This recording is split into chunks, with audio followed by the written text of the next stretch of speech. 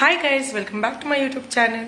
So ಇವತ್ತು ನಾನು ಮಧ್ಯಾಹ್ನಕ್ಕೆ ಪದಾರ್ಥ ಮಾಡ್ತಾ ಇದ್ದೀನಿ ಆ್ಯಂಡ್ ಅದು ಹೆಸರು ಕಾಳು, ಹೀರೆಕಾಯಿ ಹಾಗೂ ಅಂಬಡೆ ಗ್ರೇವಿ ಮಾಡ್ತಾ ಇದ್ದೀನಿ. ಸೊ ಅದಕ್ಕೆ ಏನೇನೆಲ್ಲ ಸಾಮಗ್ರಿಗಳು ಬೇಕಂತಲೂ ಹೇಳ್ತೀನಿ ನೋಡಿ.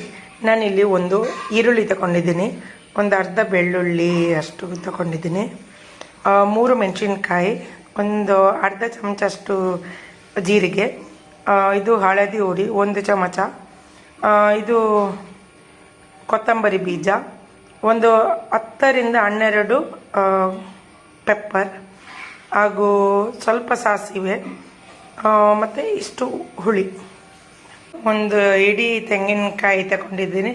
ಇದನ್ನು ಮಿಕ್ಸಿ ಜಾರ್ಗೆ ಹಾಕಿ ರುಬ್ತೇನೆ.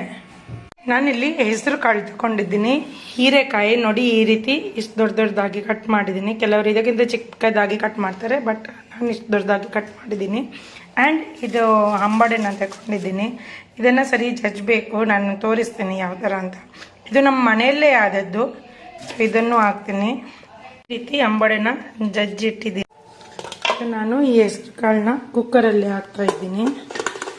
ಹೀರೆಕಾಯಿನ ಹಾಕ್ತಾ ಇದ್ದೀನಿ.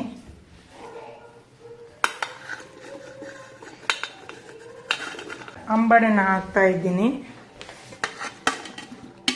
ಇದನ್ನು ಚೆನ್ನಾಗಿ ಮಿಕ್ಸ್. ನಾನು ಇದಕ್ಕೆ ರುಚಿಗೆ ತಕ್ಕಷ್ಟು ಉಪ್ಪನ್ನು ಹಾಕ್ತಾ ಇದ್ದೀನಿ. ನೀರು ಕೂಡ ಹಾಕ್ತಾ ಇದ್ದೀನಿ, 2 ಕಪ್ಪು. ಕುಕ್ಕರ್ ಮುಚ್ಚಳವನ್ನು ಮುಚ್ಚಿದ್ದೇನೆ ಆ್ಯಂಡ್ 2 ವಿಸಿಲ್ ತೆಗಿಬೇಕು. ನೋಡಿ, ಇದು ಬೆಂದಿದೆ. ಈ ಗ್ರೈಂಡ್ ಮಾಡಿರುವ ಮಸಾಲವನ್ನು ಹಾಕೋಣ.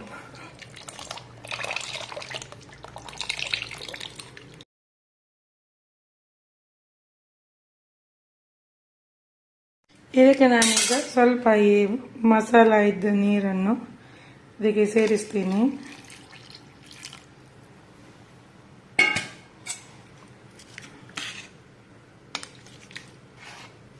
ನೋಡಿ ಎಷ್ಟು ಚೆನ್ನಾಗಿ ಬಂದಿದೆ. ಸೊ ಇದು ನಮ್ಮಮ್ಮ ರೆಸಿಪಿ, ನಮ್ಮಮ್ಮ ಹೇಳಿದಂಗೆ ನಾನು ಮಾಡಿದ್ದೀನಿ.